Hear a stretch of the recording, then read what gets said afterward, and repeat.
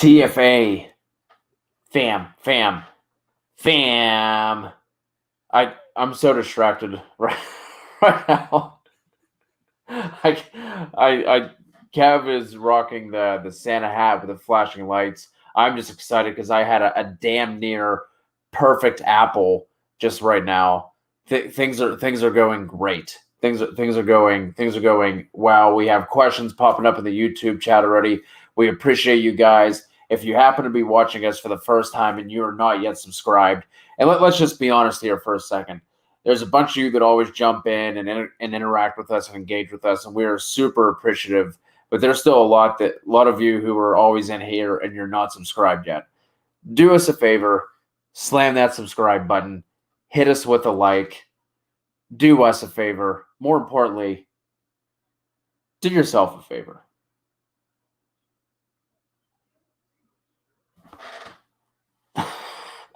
Pause for dramatic effect. Kev, you got Walito laughing in the chat. Everyone's loving it. It's good. Christmas is your favorite time of year, man. What's going on? How are you feeling? It is. It's only 36 days away, boys. So, we got a little appetizer of Thanksgiving coming up next week, and then it's on to the big stuff. So, I've had the Christmas tree up for about 3 weeks now, 2 weeks now, something like that. 2 weeks now, I think.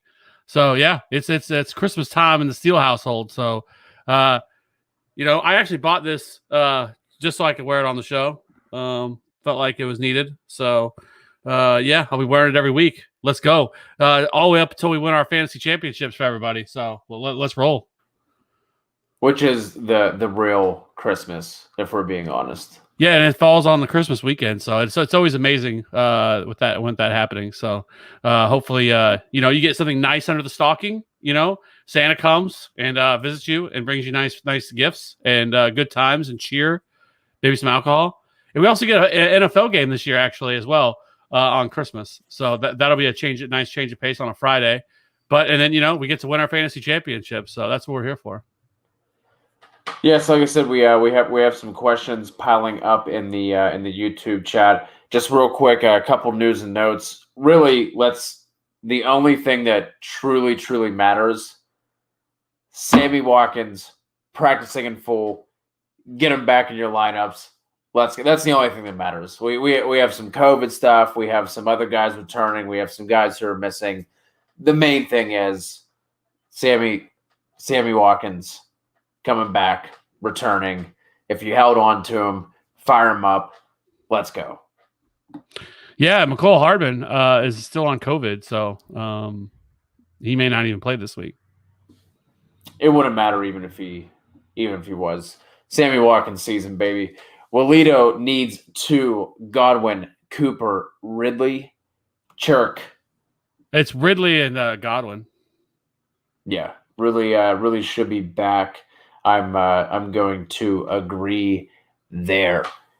New life, half PPR, pick 2 wide receivers: Keenan Allen, T. Higgins, Tyler Boyd, Reagor, Claypool.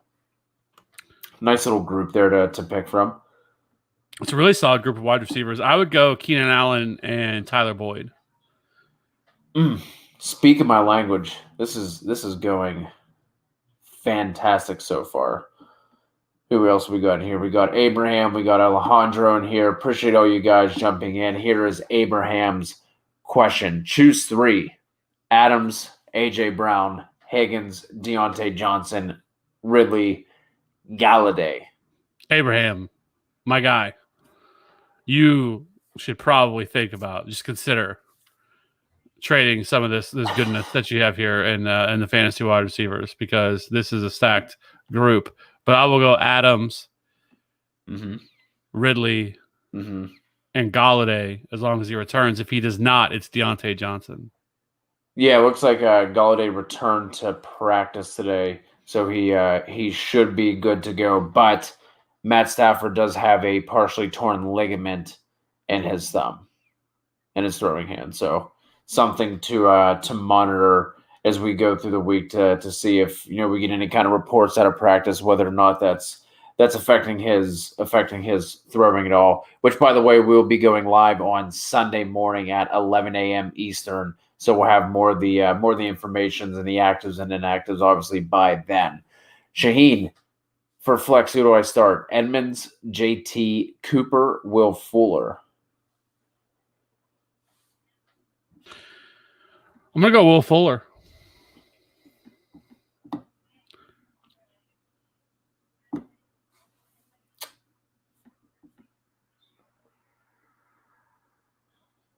Yeah. I was looking at the looking at some of the matchups. Although I am intrigued by Dallas going up against Minnesota with Dalton returning. But I do think the safer pick with an equal ceiling, in my opinion, is Fuller there. I'll rock Fuller there as well. Michael Hoffman has a Melvin Gordon problem. Can't quit him. Is he really going to have a great game one of these days? I mean, should happen really sometime. But who do they have this week? Miami. Me.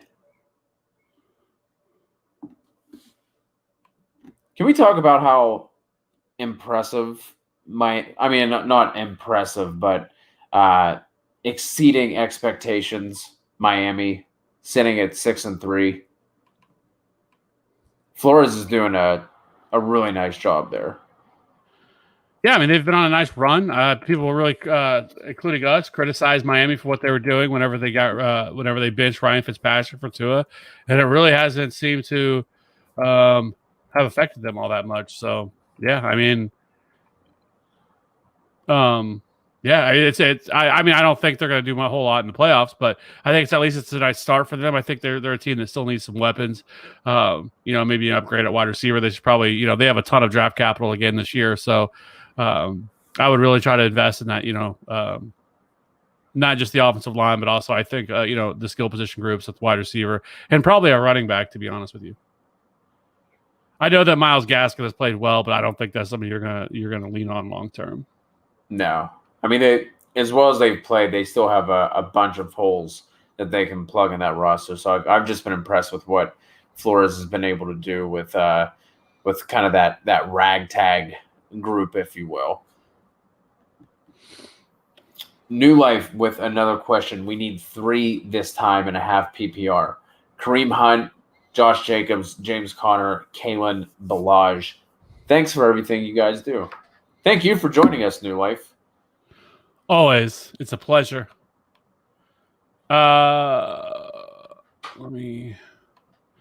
So for me on this one, it's going to be Jacobs for sure. The Chiefs have been terrible against the run. They're 30th or 31st in run DVOA.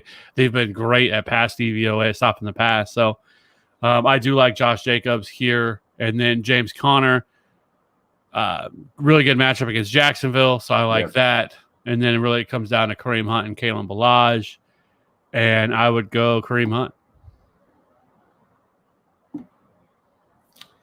Yeah, we say it every week that the Jets have been really outside of that San Francisco game where they had like a combined, it seemed like 8 carries for like 300 yards because Mostert and I think it was either McKinnon or Coleman, I can't remember. Both of them popped off long runs. Like Mostert, that was the game that he got injured, still had like 90 yards. I think McKinnon had, 3 for 70 or something crazy like that. So, again, we are in agreement. Abraham needs 2. Robinson, Chubb, Carson if he plays, Mixon if he plays, Gibson. It looks like, yes, Carson and Mixon are both unlikely to play. Carson has a shot. I think he was limited. He's gotten in a limited practice. I don't think that means a whole lot. I think that basically means he did a walkthrough with them.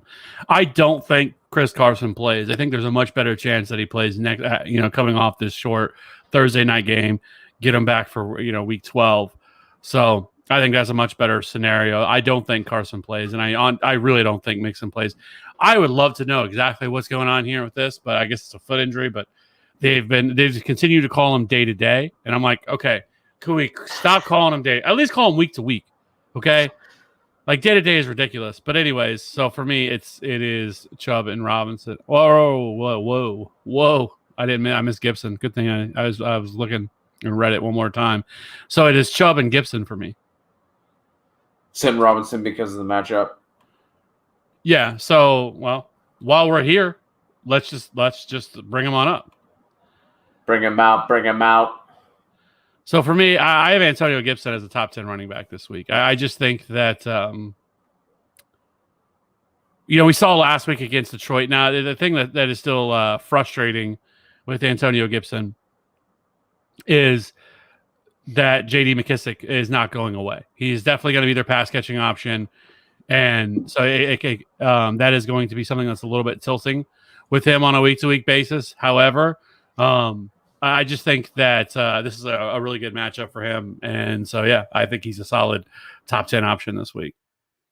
I actually have James Robinson a little bit further down the list as an RB2. So interesting. I was going to ask right before you pulled this up, just out of curiosity, where you had Gio this week, and boom goes the dynamite. There he is, right underneath the aforementioned James Robinson. Yeah, I mean, overall, so I think, when you kind of look at I guess we'll just go through it really quickly. The running backs, obviously Dalvin Cook and Alvin Kamara, and just absolute smash spots. Miles Sanders is in a good spot against Cleveland. Derrick Henry, it's not a fantastic spot, but it's also not the worst. Baltimore has been, just slightly above average against the run this year. And so I like this matchup for Derrick Henry. DeAndre Swift, top 5. Maybe that's surprising for some people, but now they finally committed it to him as the lead back. Like, we finally saw what this dude's able to do. He is a true workhorse back. I think the people that kind of were patient with him and kind of held on are really benefiting. I know we kind of talked about him as a buy low a few weeks ago, but DeAndre Swift is still somebody, if you could try to buy him, I would buy him. I think this is something that we can look forward to the rest of season. Aaron Jones. And now Zeke, I really thought about putting him higher. This is a really good matchup against Minnesota. Coming off the bye, Andy Dalton should raise this offense, kind of what you talked about. Like, I think this could be a little bit of a bounce back. They've gotten some of their offensive linemen back in Dallas, so I don't mind Ezekiel Elliott. And to be honest, like we kind of talked about in the buy-sell show, buy-sell video that we did yesterday, if people haven't watched it yet, I encourage you to check it out, where we went through pretty much everybody's playoff matchups. But Ezekiel Elliott, for me, like, we know his basically his playoff schedule is really bad. And one thing that we really should be hoping for is if Ezekiel Elliott goes off tomorrow, maybe looking to trade him, because I think that would raise his value up. But I do think Zeke, I wouldn't surprise me if he finishes a top 5 running back this week. And then we already talked about Jacobs. Chubb does have a tough matchup against Philly. Philly has been great against the run this year. They're 4th in adjusted line yards, 6th in power, 1st in stuff rank, 3rd and 2nd level rank, and 9th in open field. So they are really good against the run. So that does concern me a little bit with Nick Chubb.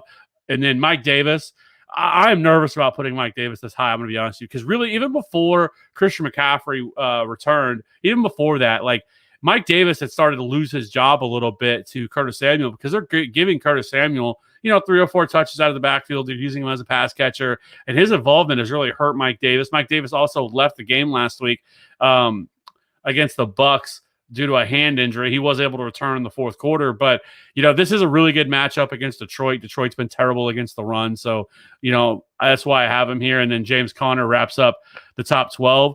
Jump over to the RB2s. Clyde Edwards-Helaire. I know that people are down on Clyde Edwards-Helaire. Like, people are looking to move him, and I think it's a little bit of a mistake. If you go back and look at the Chiefs, previous 2 games before the Carolina game, they beat the hell out of the 2 teams they played. They didn't have to do a whole lot. It was the Jets and the Broncos. They didn't have to do anything. They manhandled those 2 teams. So Clyde Edwards-Helaire didn't really have to be involved. So with that being said, like, if Clyde Edwards-Helaire is going as low as I've seen some people trying to move him for, like, I think Clyde Edwards-Helaire makes for an interesting buy down the stretch, because I do think that better times are ahead for him. James Robinson, as we've talked about. Giovanni, Damian Harris, those guys. I think Giovanni Bernard, as long as he's going to continue to be the workhorse in this backfield, and this isn't the worst matchup in the world. So I do like him. Damian Harris scares me a little bit in PPR formats just because he is strictly in between the tackles guy. He's not going to get any pass catching work. And so that does limit his upside, but they're getting Houston. Houston has been so bad against the running backs. Kareem Hunt, Nick Chubb, both last week rushed for over 100 yards against them. So this makes for a really nice spot for Damian Harris. It really scares me to put Ronald Jones this high because Ronald Jones is so volatile. Well, it seems like it's either Leonard Fournette week or Ronald Jones week. Ronald Jones smashed last week with almost 200 yards and that 98-yard touchdown. This is a good matchup against the Rams. The Rams have not been very good against the run this year. They've been excellent against the pass. So they've been a complete run funnel. They have improved a little bit in the rushing department, but they're still 24th at adjusted line yards. They're 23rd in power, 32nd in stuff rank, 4th and 2nd level, and 4th in open field. So I do like Ronald Jones here, and I do think Leonard Fournette makes a little bit of sense as well, as kind of a RB3. And then Duke Johnson, still, pretty solid matchup. He's going to carry most of the work. Kareem Hunt, again, I think I could have lowered him down probably even a little bit more because it just isn't a great matchup, but he's going to be involved as a pass catcher. So I think that's why he makes a little bit of sense.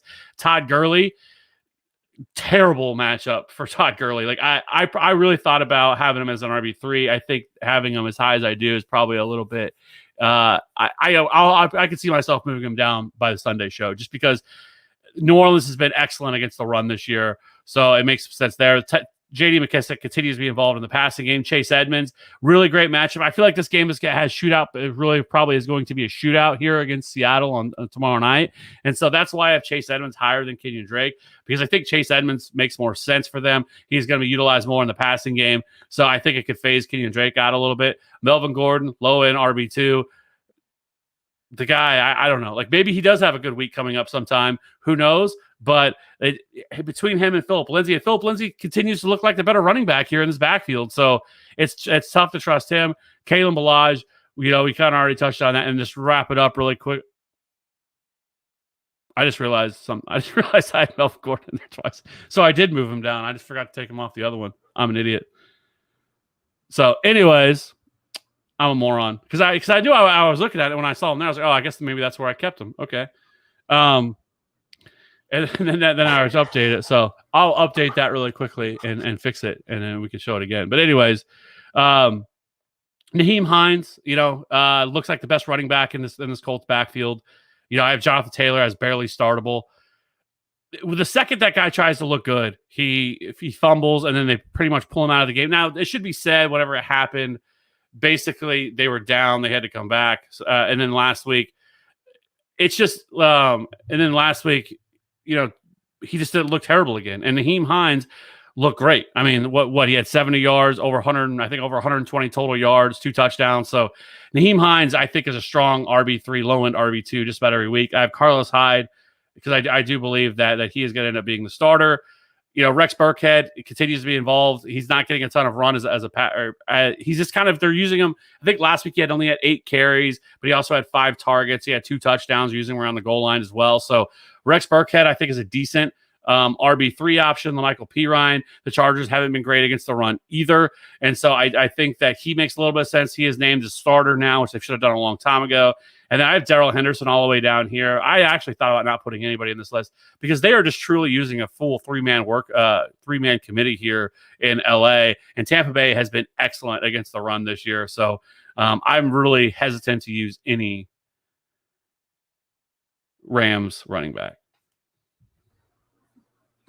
Yeah, you can. We thought it was going to be Cam Akers backfilled by this point of the season. It's just simply not. And it's full on 2020 whenever Leonard Fournette is being used as the change of pace pass catching back. That is full on hashtag 2020. And I did notice that you had DeAndre Swift up in what do you have him at 5, I believe. I was looking at Fantasy Pros consensus rankings, and they have him at 6. and obviously he was the one that stuck out like a sore thumb to me. Not saying that he shouldn't be there, but it would just be so Matt Patricia to go back and give AP like 16 carries this week. That would be so Detroit. Yeah, I mean, I wouldn't put it past them. It's fucking Detroit. Devin De Sousa. I love saying that name every time it comes across the old YT chat. Need one receiver and one flex. Fuller, Godwin, Duke Johnson, Chase Edmonds, Galladay, and Damian Harris is included in that group as well. So one receiver between Fuller, Godwin, and Galladay. And then my flex would be Godwin. Nice. I like it. And while we are here, Devin also wants to know, do you think Ramsey will shadow Godwin? I don't think he will. Godwin goes into the slot enough. They do move Ramsey around, so I'm going to be curious to see if he does stick with the majority on one of the receivers, but I don't think it's going to be Godwin. I think Ramsey will spend more time on the outside. They do move him into the slot every now and then, every so often, but I can't imagine he's just going to follow Godwin around all day. I'm going to be interested to see what that split looks like, though, by the end of the game. Well, Leo says, looks like another week with no Carson and Mixon, so Bernard or Hyde. That is Bernard for me. Kev, I know you had Bernard as a high RB2 and Hyde down your RB3. I do agree with that one as well. Alejandro, DK, Rager, Higgins, Cooper, AB, Henderson, Watkins. Start 3. I appreciate Watkins being included in this group. Thank you, Alejandro. I think he's just doing it to make you feel better about yourself. Either way, I enjoy it.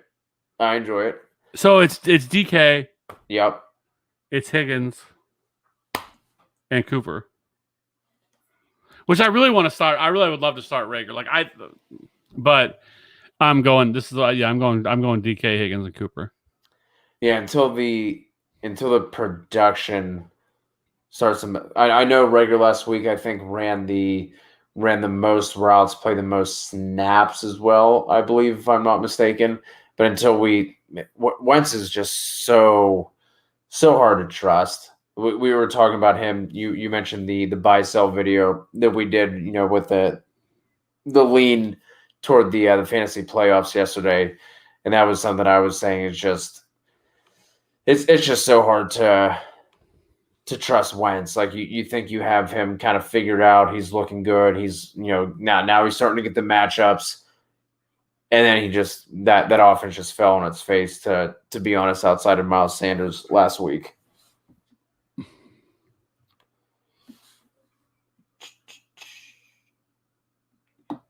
All right, so going back to Abraham, he's wondering what he should be looking for as far as trade options with his group of wide receivers that we talked about earlier. Kind of wondering, who do you think I should trade and for what? Who does he have? This is Adams, AJ Brown, Higgins, Deontay, Ridley, Galladay. No, what does the rest of the team look like? Let us know. What you got a quarterback, what you got a tight end, what you got a running back, so we can kind of make a better assessment of what it is that you need. Because me telling you who to trade at wide receiver, but I would rather be able to look to see maybe what you could target, and who you should get rid of that way. Because I wouldn't want to just tell you some random guys without knowing what exactly it is you're trying to acquire. While we're talking about a couple of wide receivers, would you drop Goddard for Sammy Watkins? No. Depends on who your other tight end is. Well, actually, though, let's do this. Well, actually, because I have an interesting subject that I've been waiting to talk about, and let's do so. So something that I've wanted to pick your brain about a little bit too, and see where your thoughts are, because there's going to be a peculiar name that comes up, and people are going to be like, "What is he doing there?" And so here we go. So we got tight ends, which this isn't the list, but when I get to the next list, you'll see what I'm talking about.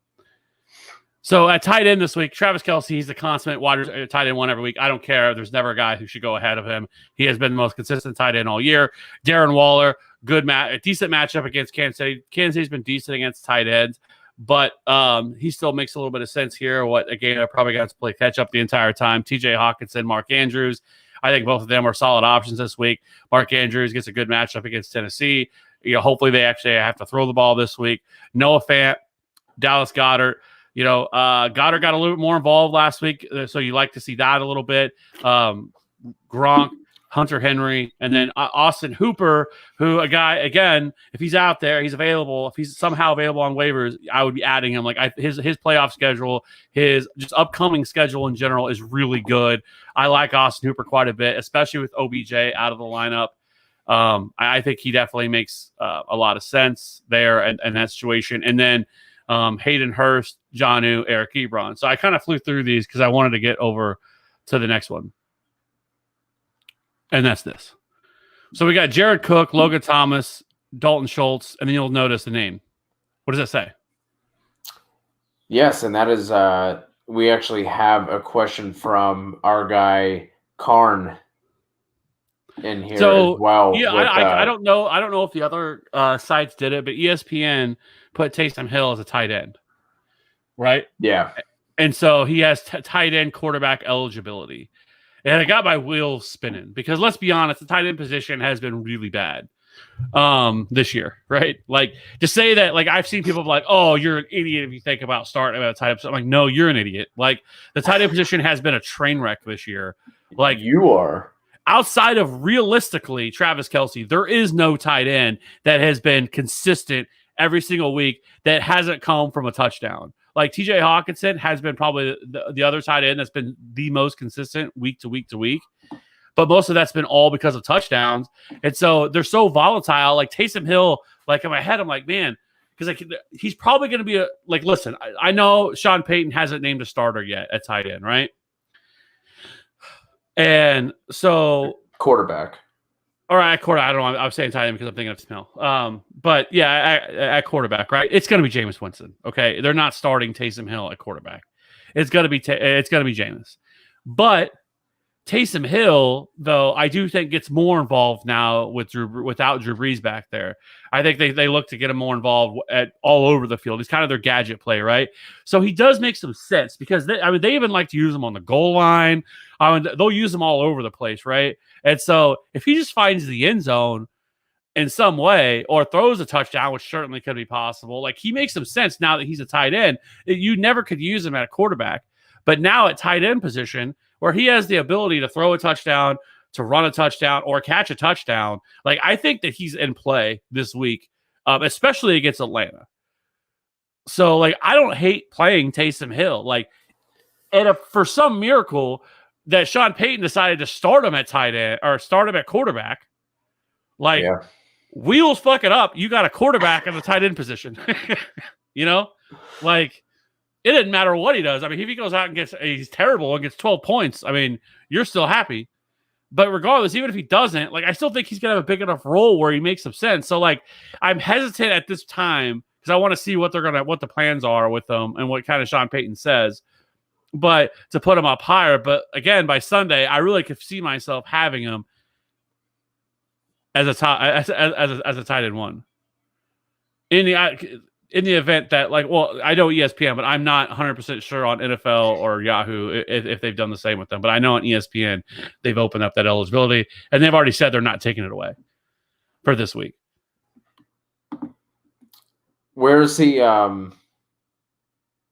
I'm kind of semi-unrelated to this, but where do you think he's going to be? Is he going to be listed at quarterback on DK for DFS? Yeah, they don't do that. They don't do multi-position eligibility.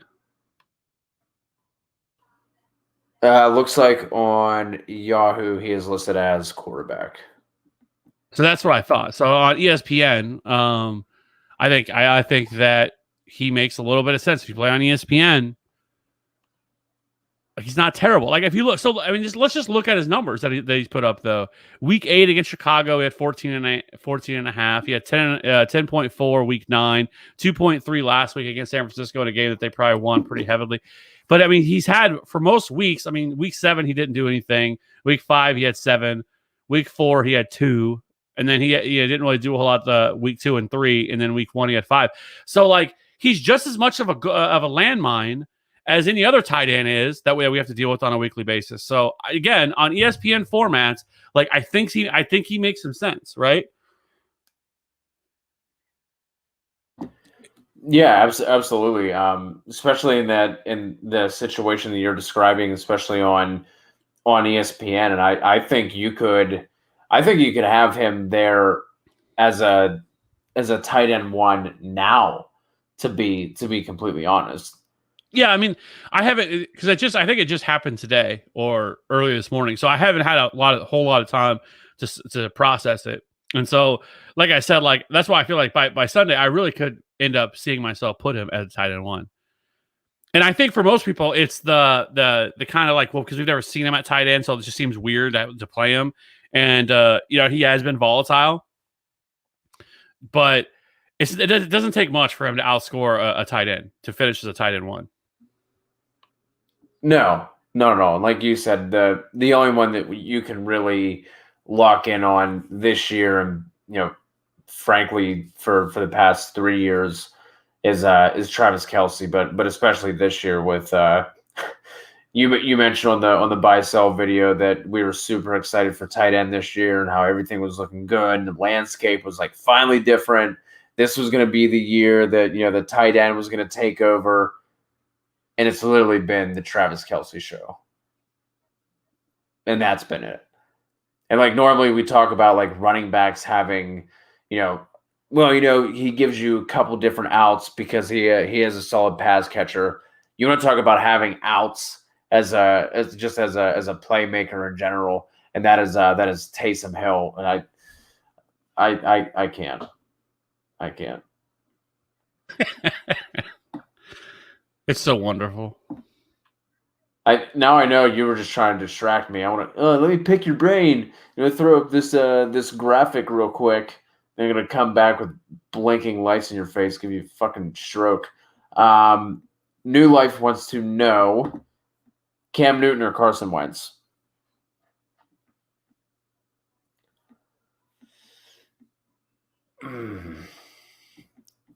I shouldn't be. I wish I wasn't hesitating with this.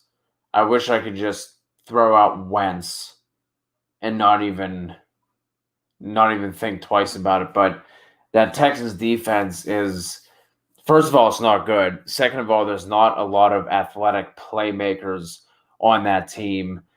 Cam is, he's been bailed out, frankly, by his rushing production outside of the Seattle week where he put up, 300, close to 400 passing yards in that game.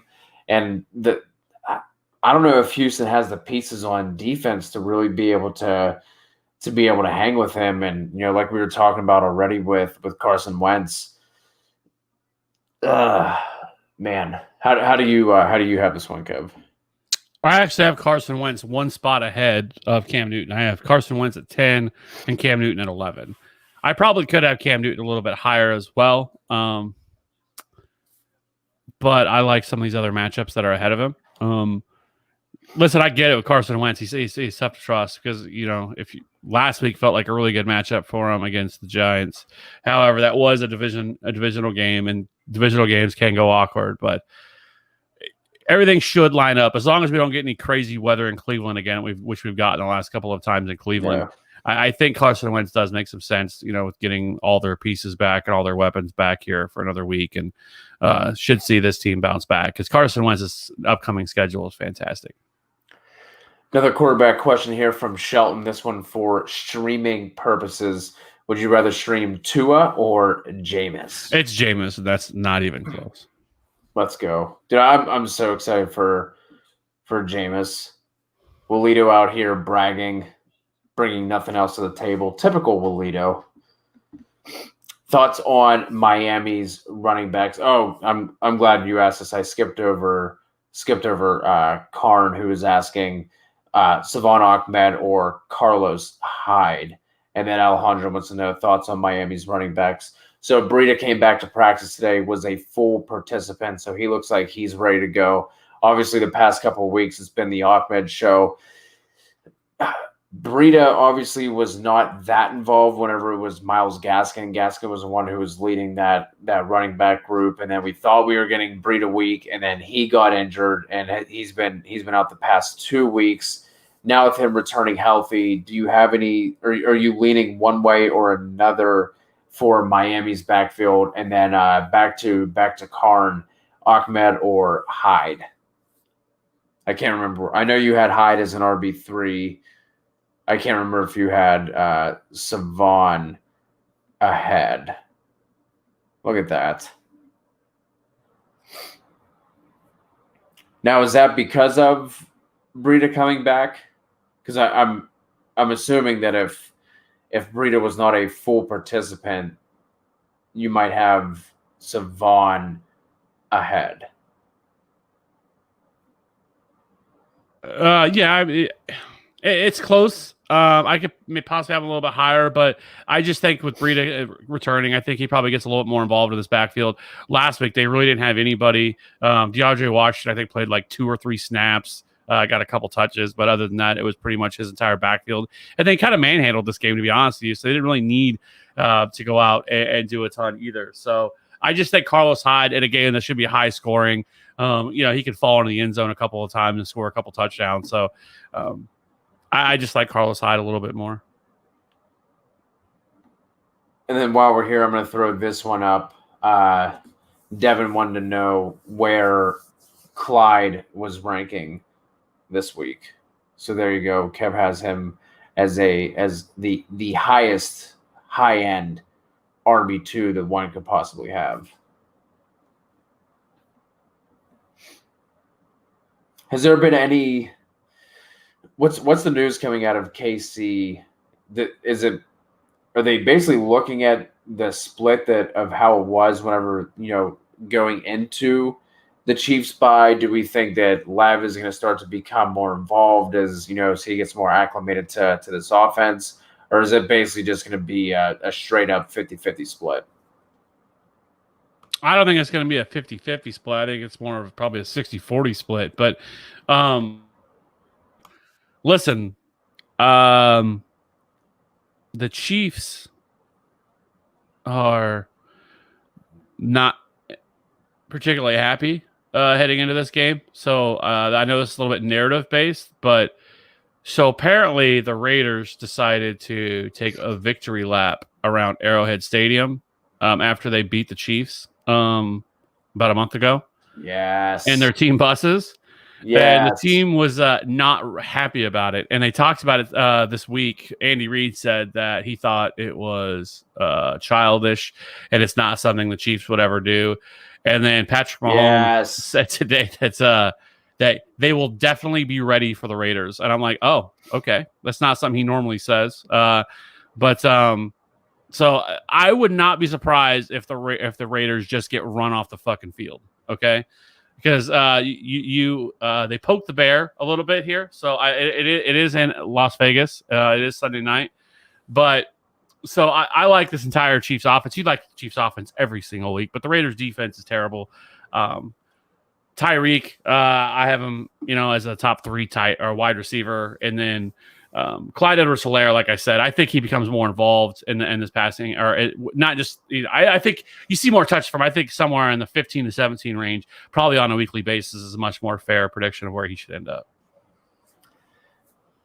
All I heard you say right there is Sammy Watkins season.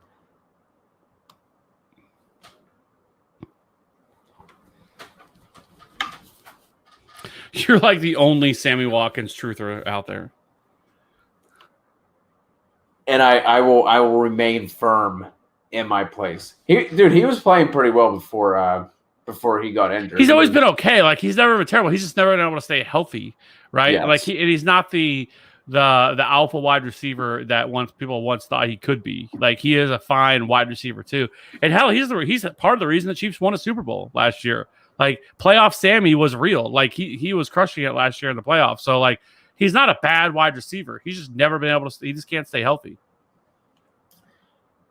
Watson or Winston? What was that last one? What did I say? We'll go back to it. I just didn't want to skip over Devin's other question. Oh, it's gonna be Watson. We crushed Demo Man. We demolished the Demolition Man because we said Ballage sucks, which is still a true statement. And he was demoted to the practice squad, like literally right after that good game, and he was brought right back up. I mean, listen, if Ballage is killing your team, we got bigger problems there, Demo Man.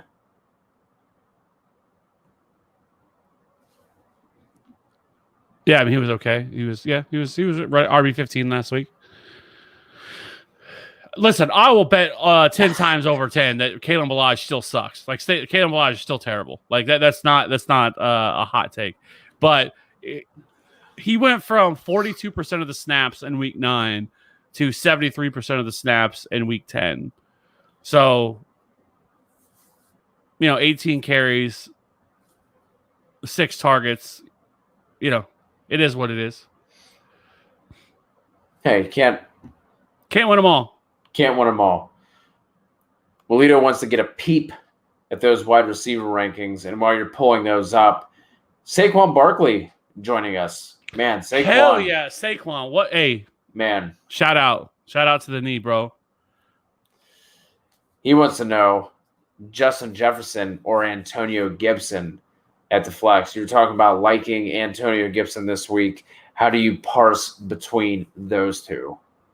What an awesome picture of D-Hop, by the way. That's a great pick. So, side story. I know Maddie's not on here watching, but Maddie lost a lot of money on that catch. That insane touchdown that he had at the end of the game, the Hail Mary catch. Knocked him out of first place in DraftKings. Oh, and what? Only first place won any money because it was to get you into a qualifier for the live final. And the live final bare minimum is $2,500. Like, the last place team gets $2,500. Oh my God. And he was in first at that moment, and then he caught it. And the guy, he had a 9-point lead. Once he caught that touchdown, the guy had D-Hop and Kyler and passed him. So tilting. Anyway, I know nobody else cares about that in here, but yeah, pretty tilting. So anyway, that question is Antonio Gibson. There's Saquon.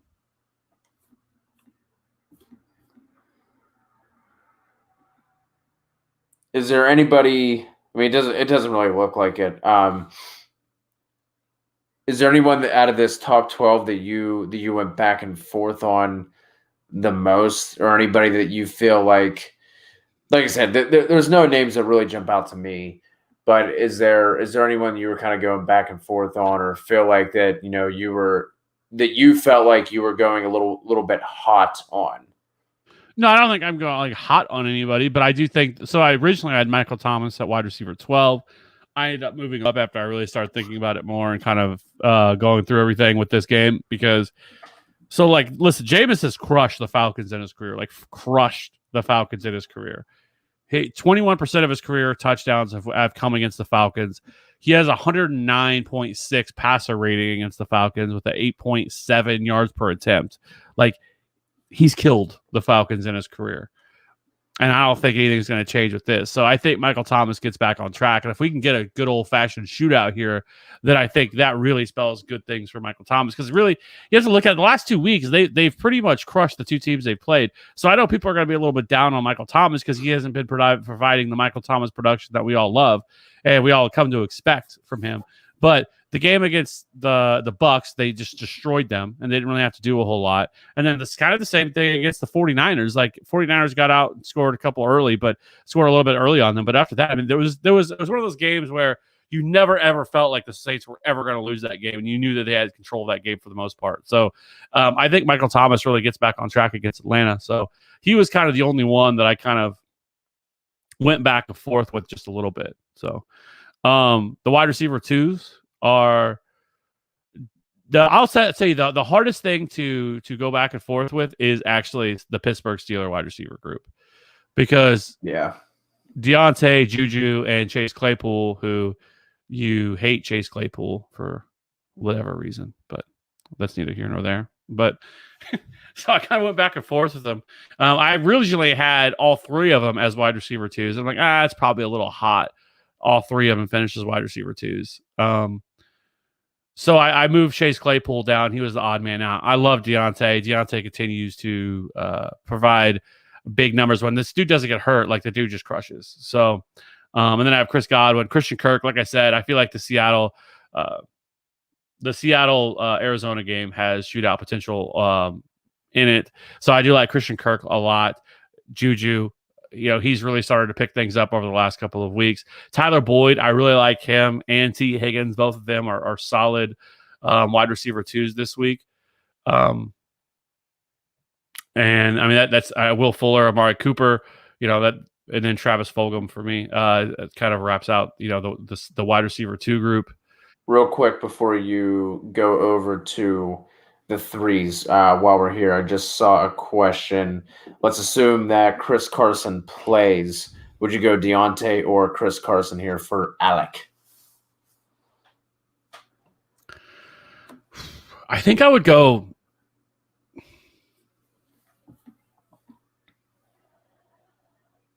I don't think I could trust Chris Carson on a short rest. I mean, anything could possibly go wrong there. And I mean, he could be on a pitch count. Like, I don't know. I would go Deontay. Yeah, and just to put some numbers on what you were talking about with, trying to rank that trio, both Deontay Johnson and Juju Smith-Schuster have a 21% target share. Chase Claypool has 17. Now, where there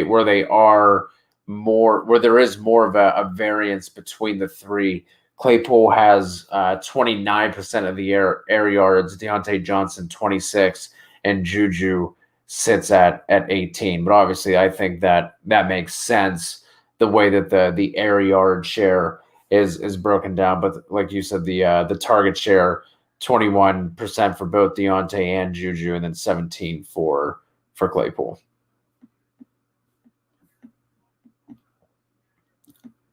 How them wide receiver threes looking, old Saint Kev? So I have DJ Moore. He and Robbie Anderson at wide receiver threes this week. Matchup based. Not even matchup based. Like, I mean, it's a good matchup against Detroit. Like, Detroit secondary, I was thinking last week. It isn't terrible. But like, I just like some of the guys a little bit higher. But I still think DJ Moore makes for a fine wide receiver three this week. Just Jefferson, and then Devontae Parker. If they could finally get into a game where I think they really have to go back and forth, I think I could see him back in like that wide receiver two range. But against Denver, like this feels like kind of a low scoring type of game. Slow pace, I guess I should say, where I don't think Devontae Parker is going to see the type of action that we're looking for, but I still think he makes for a fine wide receiver three. DJ Chark, I don't. It's tilting because he got to face the Packers last week, and I was super excited about that game in general, and then the terrible weather that was, and then Jake Luton kind of fell back down to earth, which we kind of assumed, but I still think DJ Chark makes some sense there. But Jacoby Myers is a guy that I really want to talk about because that dude continues to get it done week after week after week after week. And it's 100% like you should be playing him every week, I think, now if you own him, unless you're just a team that's absolutely stacked at wide receiver, because the dude just continues. I mean, he's clearly Cam Newton's favorite option right now. And he's really like kind of their only option in terms of the pass catchers anyway.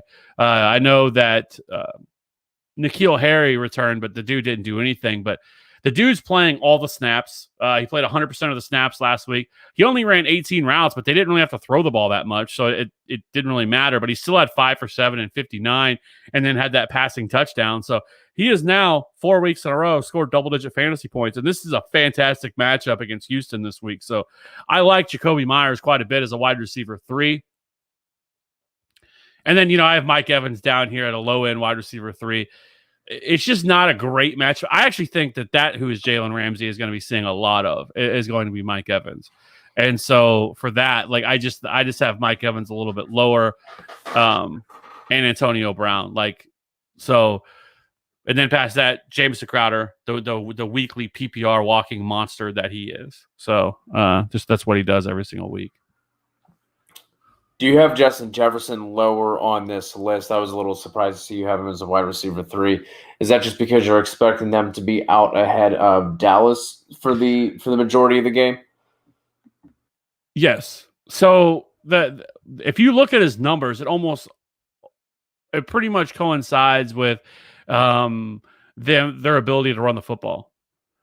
The games that they've been able to go out there and just manhandle with their running game, and just kind of whenever, obviously Kirk Cousins is able to throw the ball 14 times, is obviously going to affect Justin Jefferson. So it really depends on, can Dallas actually, keep this game close and keep it competitive? Because if they can, then Justin Jefferson's a solid mid-level wide receiver 2. But if they cannot, and they're able to just run the ball, because we know that's exactly what Minnesota will do. If you will let them, Minnesota will run the ball 35, 40 times a game, and then they'll just throw it 10 to 15 times, and they'll call it a day. Like, it's happened multiple times with Kirk Cousins. And so that is the only apprehension I have with Justin Jefferson. If this was a forward-thinking offense and they actually, enjoyed throwing the football, Justin Jefferson would be a weekly wide receiver 2. But he's just harder to trust and more volatile with the type of offense they're in. Makes sense. So going back to Abraham's question, he has the loaded wide receiver group, and it looks like the rest of his roster is obviously set up pretty nicely as well, with Russ, Robinson, Chubb, Carson, Mixon, and Waller. I think that Robinson is a nice sell high candidate, especially with you sitting on Chubb, Carson, and Mixon. Does anything stick out to you, Kev, in terms of? So I think actually what I would do is kind of what we talked about in the buy sell video with Derrick Henry, and I would sell James Robinson and package one of the wide receivers that you have, and throw them towards the Derrick Henry owner and see if you can get that done. Because Derrick Henry's rest of season schedule, and especially the playoff schedule, is absolutely delicious. So you could end up having Chubb, Derrick Henry, and the rest of those running back group for the playoffs. And I think that sets you up really nicely. Well, Lito, here's how his team is looking. Russ, CMC, Eckler, Mixon, Sanders, Swift, Bernard, Ridley, Cooper, Godwin, Robinson, Chark, Goddard, Fant at tight end. Any lights are coming on for this team. Any moves, any buys, any sells for Lito, you see this out here flexing on us all with this stacked roster that he's got here. Picked up Austin Eckler off waivers, I think is what he ended up doing. Sounds like Eckler could be back in the next couple of weeks. So, no, I mean, this team is fucking stacked. I don't know what I would tell you. And if you wanted to try to maybe go for Travis Kelce or something, I guess would be the only. That's about it. But I don't think that's a need, though. I don't think that's something you need to do. Speaking of Eckler, do you want Eckler or A-Rob in a PPR trade? I would want Allen Robinson. Alejandro, let us know who your other tight end is, if you have one. I mean, I know Goddard has been disappointing along with Wentz, but I can't imagine there's any other tight end sitting on your waiver that's going to have the upside that Goddard has. So that one's going to be, let's just say in a vacuum that he has a solid tight end 1 and Goddard is his tight end 2. Do any of those names jump out to you that you'd want to add in place of Goddard?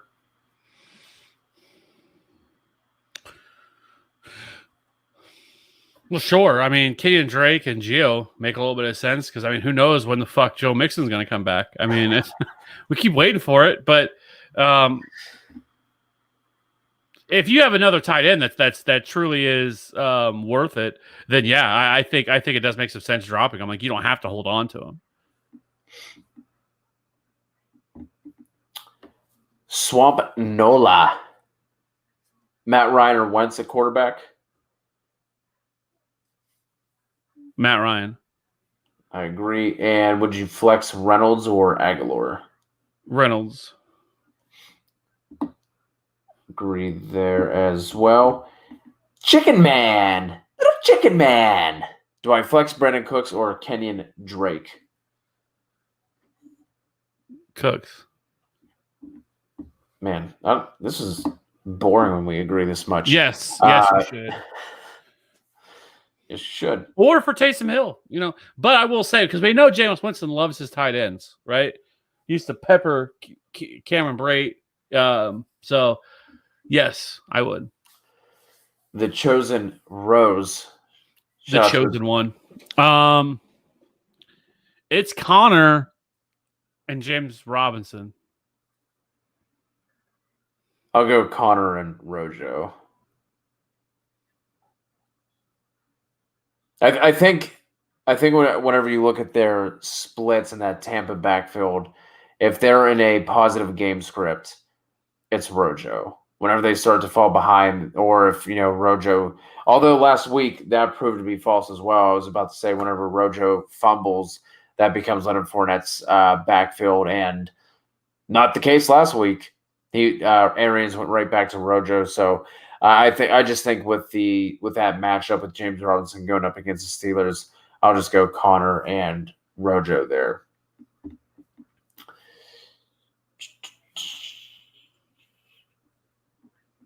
Damian.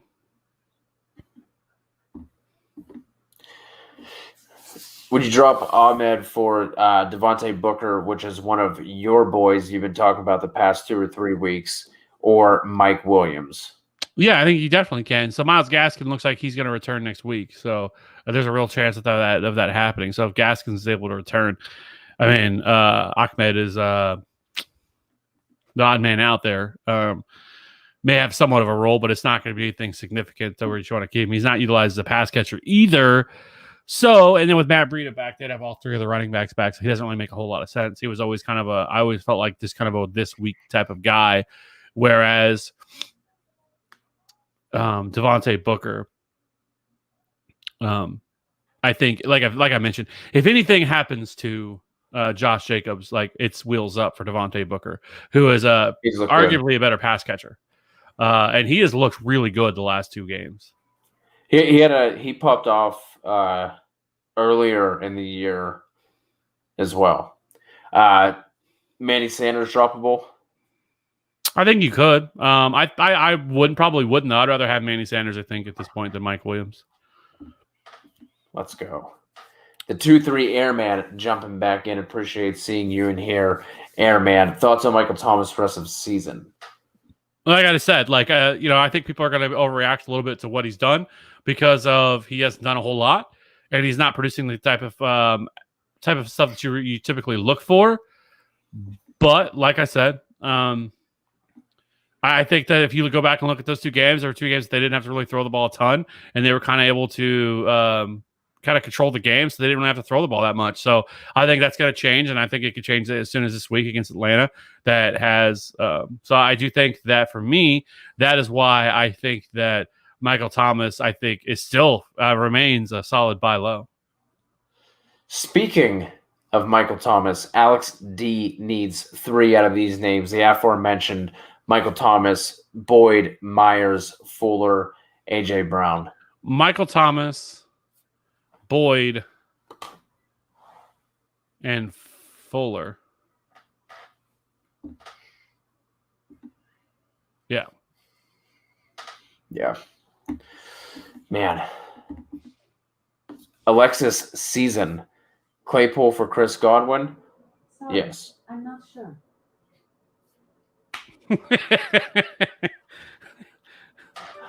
That is phenomenal. I completely forgot that my wife hooked that back up. That was awesome. Yes, do that for give me the Chris Godwin side. So Karn's looking to make the finals in my league. Look at that, looking ahead, Karn. Don't count the chickens before they hatch there, buddy. D-Hop wide receiver 1. He faces Rams week 13 and 16, which is the finals week. Thoughts on the Ramsey and Hopkins match? Everybody been shut down. Well, so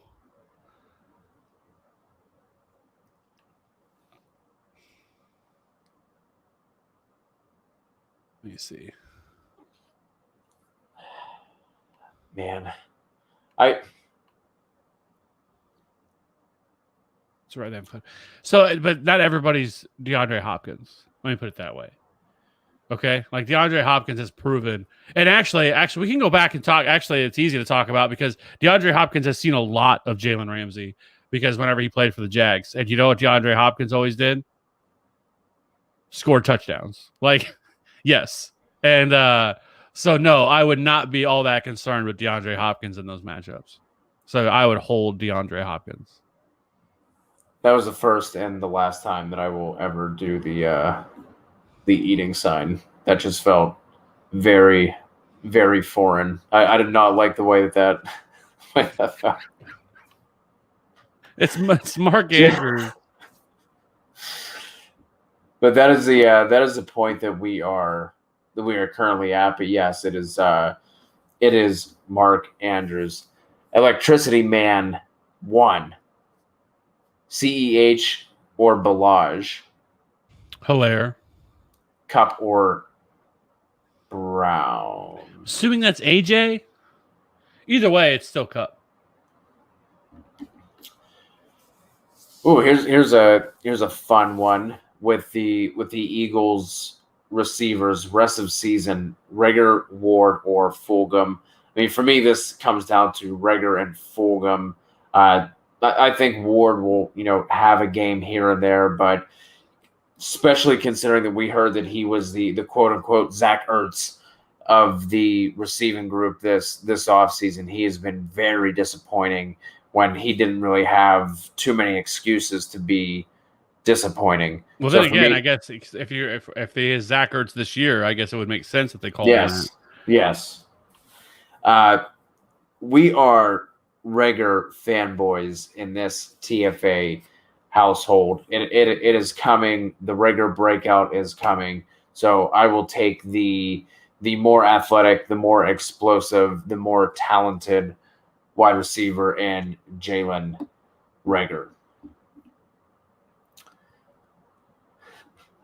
I almost said it again. A season.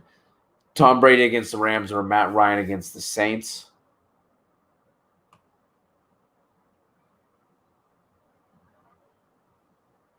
It is Matt Ryan. I think it's going back to whenever we had your wide receiver ranks up, but Andrew Walker has the question of DJ Moore over Robbie Anderson? Question mark. Yeah, it's slight. I feel like Curtis Samuel is eating into a little bit of what Robbie Anderson does as well because they've been utilizing him all over the field and getting the ball in his hands. So I think that's taken away a little bit of Robbie Anderson's short and intermediate routes that he was running and kind of eating with. So DJ Moore continues to be the deep threat, and this certainly is a defense that he can torch deep. So that's why I just have him a little bit over Robbie Anderson. And I'm also slightly concerned with Teddy Bridgewater's injury that he currently has as well. Yeah, it seems like it should only be a 1 week thing. I guess was that another reason why you had? I think you had both of them as wide receiver 3s, correct? Correct. Is that playing into that? Yes. You're not jumping on the PJ Walker bandwagon? He was a fun story in the XFL. Jonnu or Gronk? Gronk. Rojo or Duke?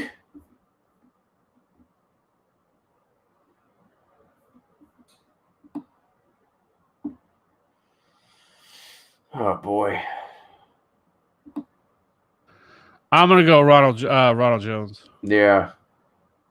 It's close, but I will also lean Rojo. Tam, good to see Tam back in the YouTube chat. If you're joining us for the first time, or you are one of the regulars and you have not hit that subscribe button for whatever reason, fix that. Do us all a solid. Help yourself out.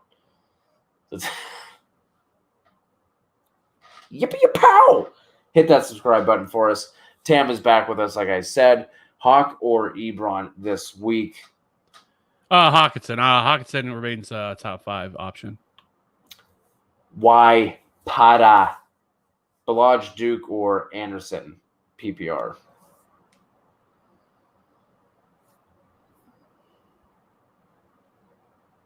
Duke.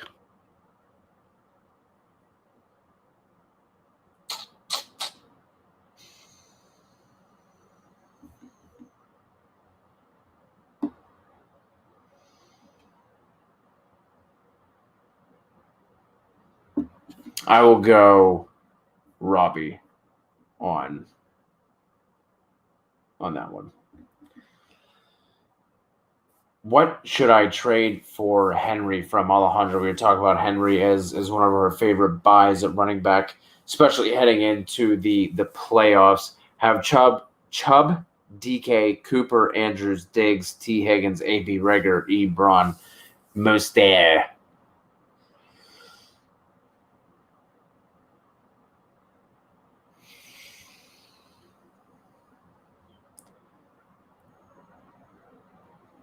Obviously, you're not going to do anything with Chubb because then you're switching there. So look, it's going to have to come down to that wide receiver group.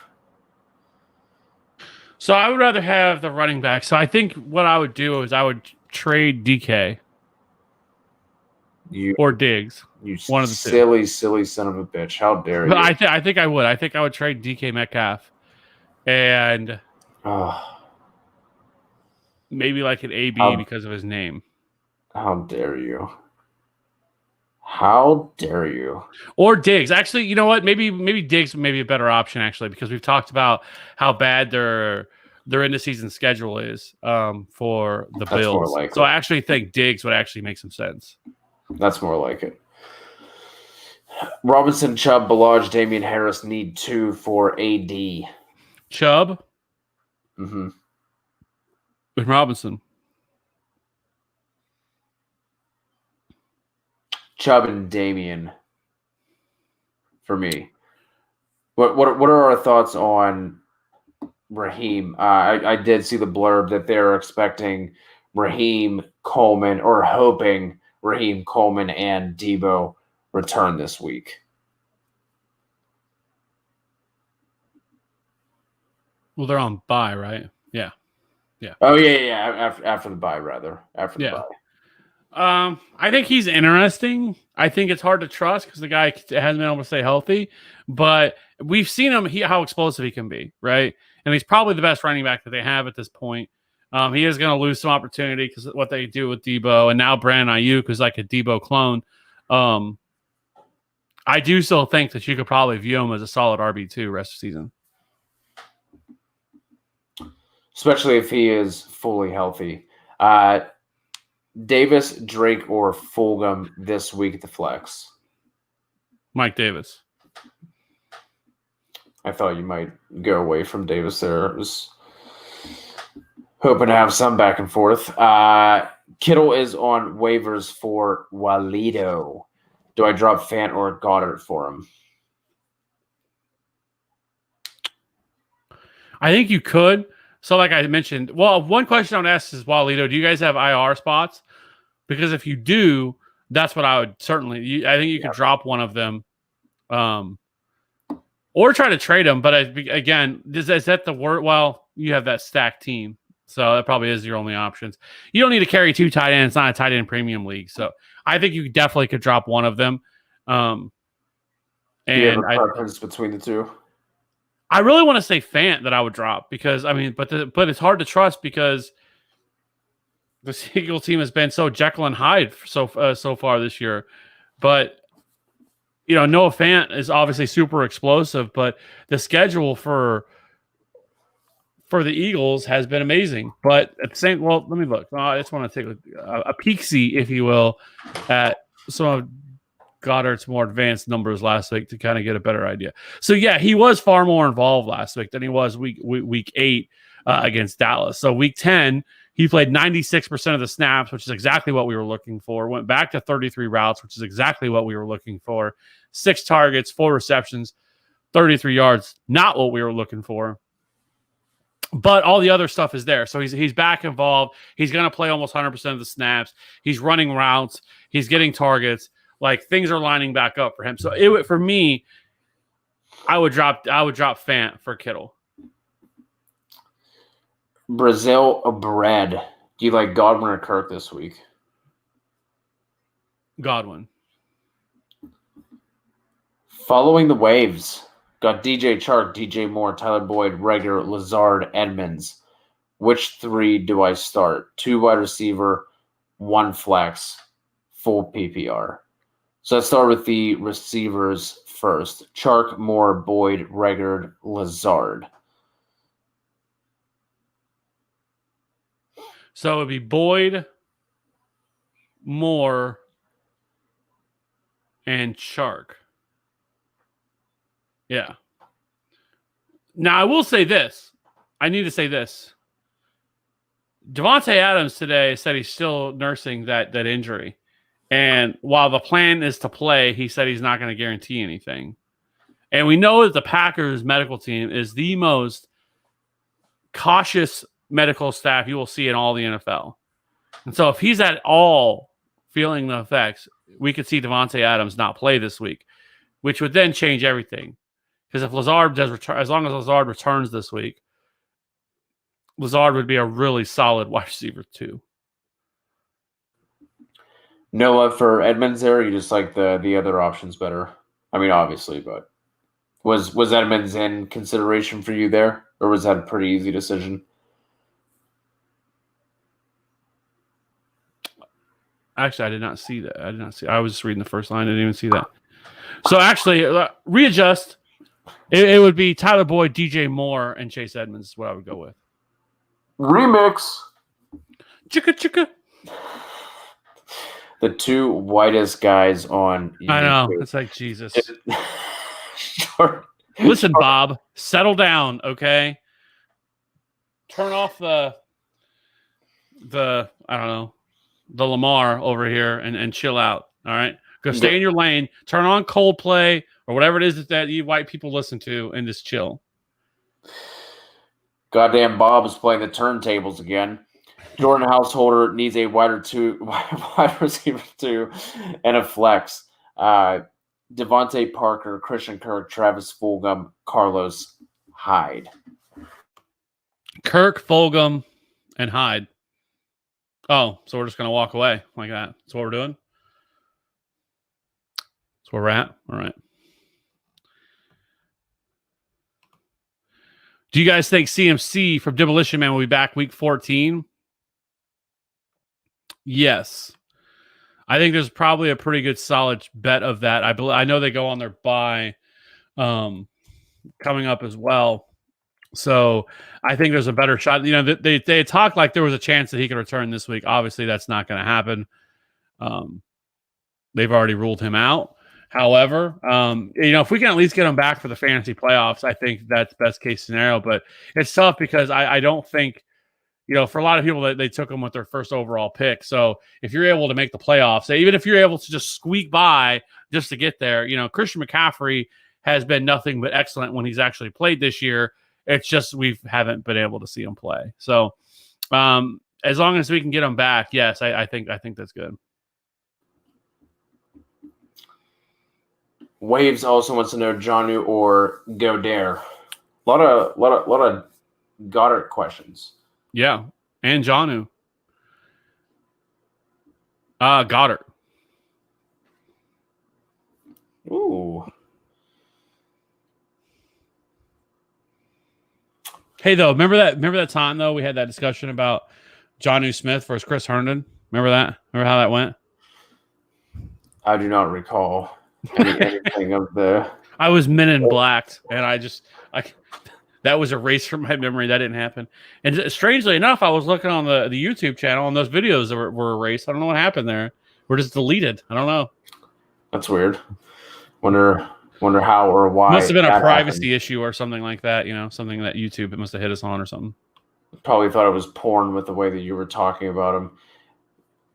Andrew Walker, that is a great suggestion. If you guys are watching right now and you have not yet liked or subscribed to the video to the YouTube channel, please be sure to do so. We are closing in on 700 already. I feel like just the other day we were talking about eclipsing 600, and we are only 22 away from 700. So we really do appreciate all the support we've been getting from all of you the entire season. It's week 11. You guys are still rocking with us. We really appreciate it.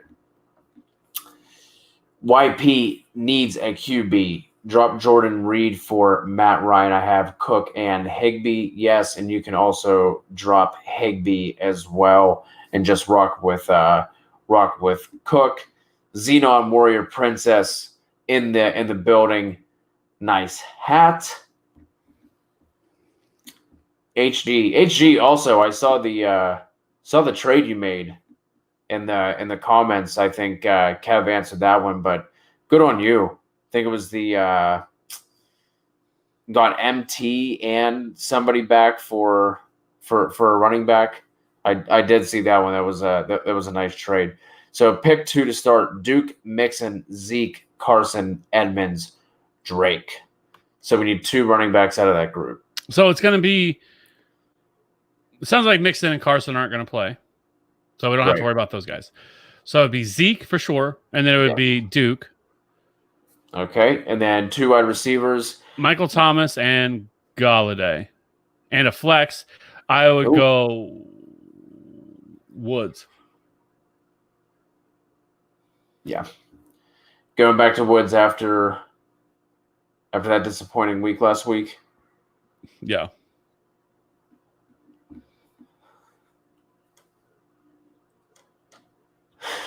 Kevin, you will forever be known as Christmas hat guy.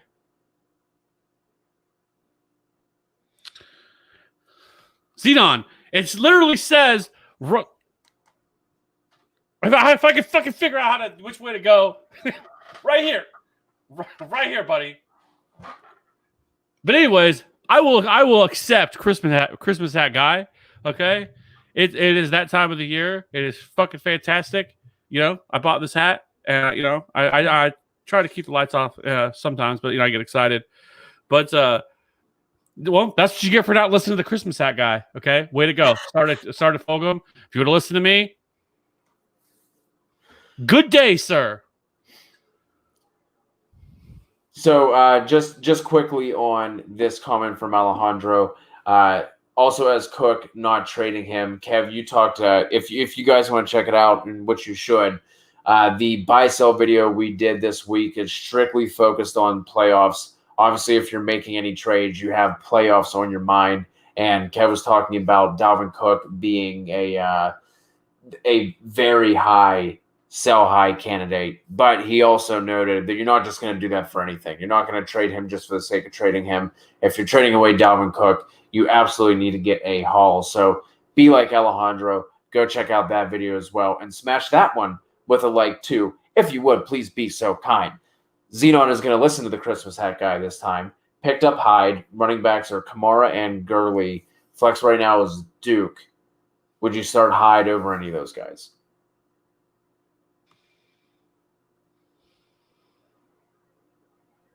So I would want to start Duke, right? But I think, honestly, I would highly consider Todd Gurley. I think Hyde has a higher upside than what Todd Gurley does. But I think Todd Gurley has a slightly higher floor than what Carlos Hyde does. Like I said, though, I think Carlos Hyde's had a better matchup. And the only thing that makes me nervous about him is he doesn't catch a lot of passes, but neither does Todd Gurley. So, but this matchup, against the Saints, for the Falcons, for the running game is absolutely terrible. Like the Saints have been excellent against the run this year. And with Todd Gurley not being utilized as a pass catcher, it makes it really tough to trust Todd Gurley. So, like, honestly, like I could see myself by Sunday moving Todd Gurley to an RB3. It's just not a good matchup. So, like, if you're shooting for ceiling and you're definitely needing a win this week, I would just go ahead and probably play Carlos Hyde. Or I would also ask, do you have any other options that we can talk about? Because I'm not over the moon to play either one of them. Alejandro, we talked about this one. Okay, so Alejandro also has Chubb and Cook, not trading Cook. And this was in regards to trying to trade for Derrick Henry. I think you can trade Dalvin Cook. I think like we talked about, you can trade Dalvin Cook. Dalvin Cook has the worst schedule of any running back for the fantasy play. It is brutally bad for those 3 weeks, okay?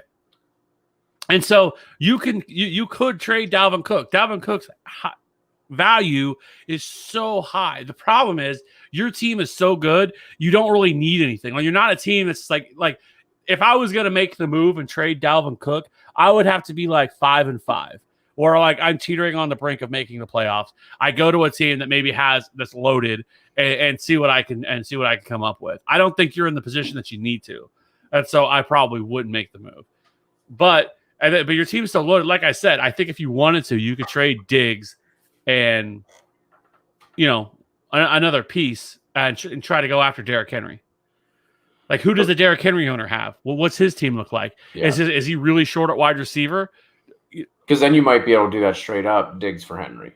Yes. With as well as Diggs has been playing, you mentioned the video that hasn't it been under double-digit points for Henry in back-to-back weeks, I believe, or at least it's like 10 and then 8, yeah. Yeah. So you might be able to get that done straight up, and if you are trading away Cook, you're going to be able to get Henry plus. But like Kev said, there's not a big hole in your team to look to fill there. So I think Diggs is how I would look. And then you're just rolling out 3 studs at running back, rolling into the playoffs and just rolling over folk. William Crawford has 2 trades here for us to break down. Flipped Clyde for Deontay Johnson and McKinnon. Thoughts on that one? I don't hate that. I would try to move McKinnon because with Mostert coming back and Coleman coming back, like, McKinnon's role is about to be nothing. You think Coleman plays over McKinnon? I think they all have a role. Okay. This one I like. Gallman and DJ Moore for Swift. Like that a lot, but I will say this. Did you know that Wayne Gallman, I think over the last, what is it? I can't remember. He has 5 touchdowns the last 4 weeks. Is that what you're going to say? No. Well, there's a second tidbit for you then. Well, I knew that. That's not. Oh, that's what I was going to say. Wayne Gallman over the last 4 games is the RB9 on the season. He's been pretty good. In full effect.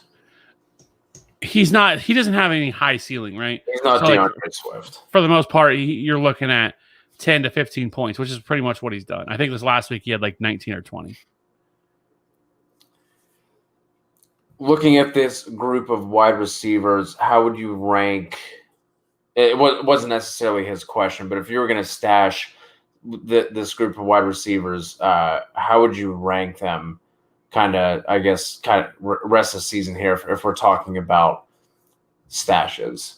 Kirk, yeah, Debo, Ayuk. No, Kirk,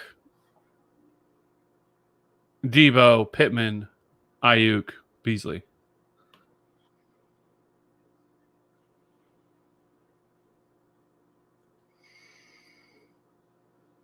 I think I would go Kirk, Ayuk,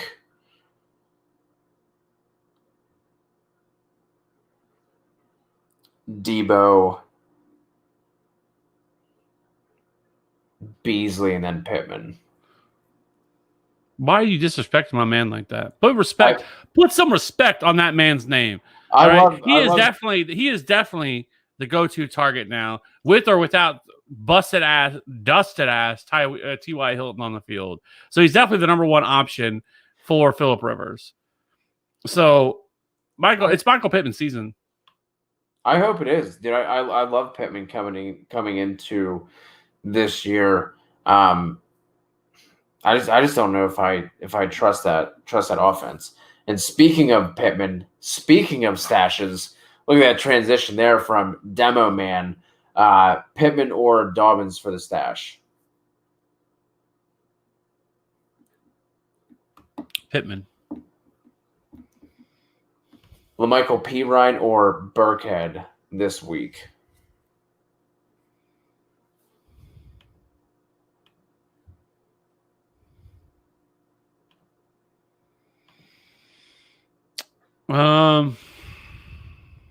That is close. I actually have them back to back. Yeah, I have Burkhead and then Pirine. So I would go Burkhead. It is a little bit risky because I do think he could probably project a little bit more opportunity for Pirine, but I think the matchup is definitely better for Burkhead.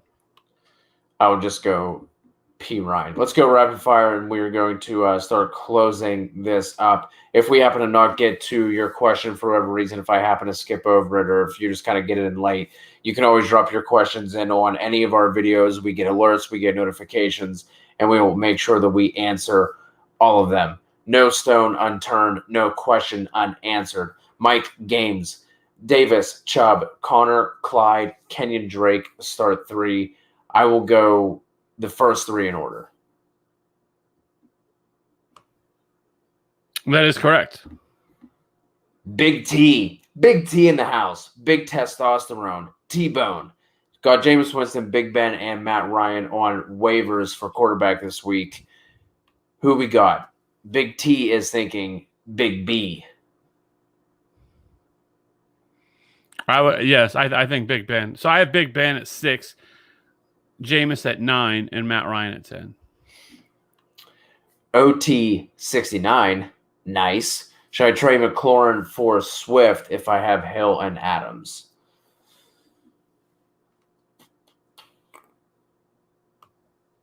Yes.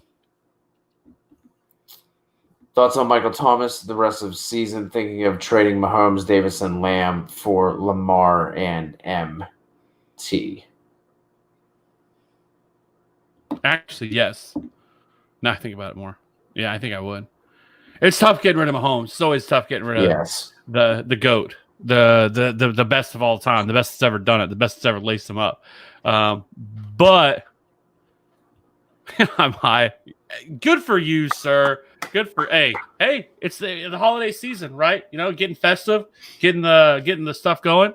Yeah, I'll tell you what. Next week show is going to be lit because none of us are going to have to work the next day because the next day is Thanksgiving when we do Wednesday show next week.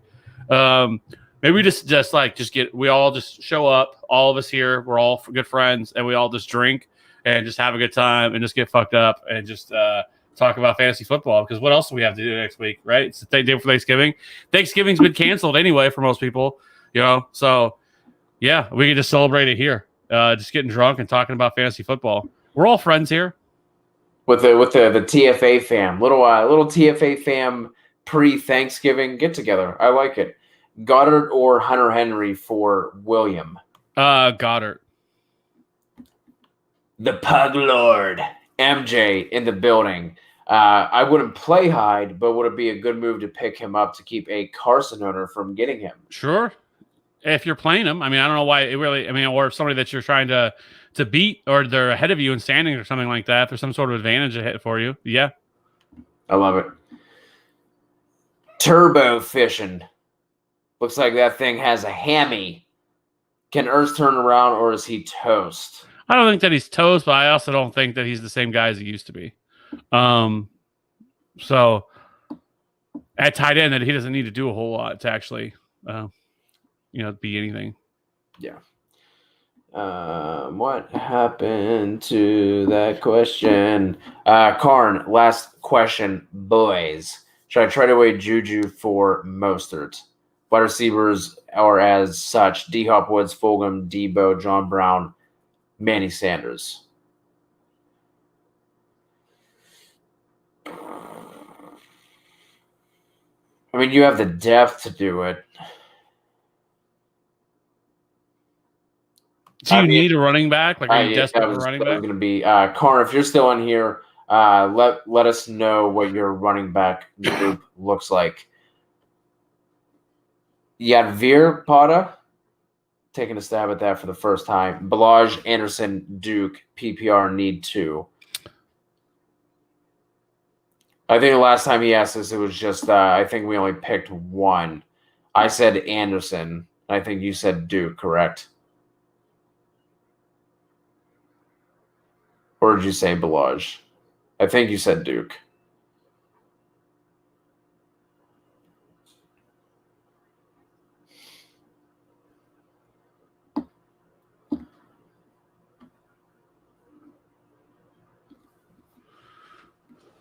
I would go Duke and Robbie Anderson. Boom, shaka, laka. Would you drop Fournette for Christian Kirk or try to make a trade for? Yeah, at first I would try to trade him. Especially maybe whoever owns Ronald Jones. Take a look there. But yeah, I think you can look to trade him. But yeah, I mean, if you had to, I mean, depending on how big of a league this is, I think you could. I'd rather have Christian Kirk. Let's go, Soto. Let's make that playoff push. Yeah, let's make it happen. Hey, we're gonna fucking crush it. All right. Let's winner, high. Chicken fucking dinner. Let's get high, eat a chicken dinner, and make the playoffs. Slayton or Sterling for the playoffs? I like Slayton. Just a little bit, though. I think they're both super close. Super close. I think if you are shooting upside, you go Slayton. If you need someone who's going to give you that steady floor, I would go Sterling. It seems like Sterling Shepard has been the apple of Danny Dimes' eye since Shepard has returned. Who's your wide receiver this week? Wide receiver 2? Juju. Get the fuck out of here with that, Walito. The fucking Saints. Oh, my God. Burrow or Big Ben this week? Big Ben. Soto, you do need help. You high fucking bastard. That Kush. He's on that Kush. Again, the whitest dudes out here. I know, right? He's on that Kush. Like, if this was close enough, he'd be like, I'm blind. You know, if the lights didn't do it for you. Soto definitely is out there smoking swag, that dirt, dusty ass brickweed. Soto, why are you putting that man down? I think I'd be like that. Hey, don't listen to him, Soto. Just chewing on the seeds and the stems. All right. Anyway, my God, we're already pre-gaming for next week. QB Matt Ryan, running back Kamara Gurley, wide receiver Godwin Boyd, tight end Gronk, flex Duke, defense Rams, kicker who cares, bench Kirk, AB, Browns, Josh Allen, Hyde. I wouldn't make any. Oh, this is going back. Or wait, man.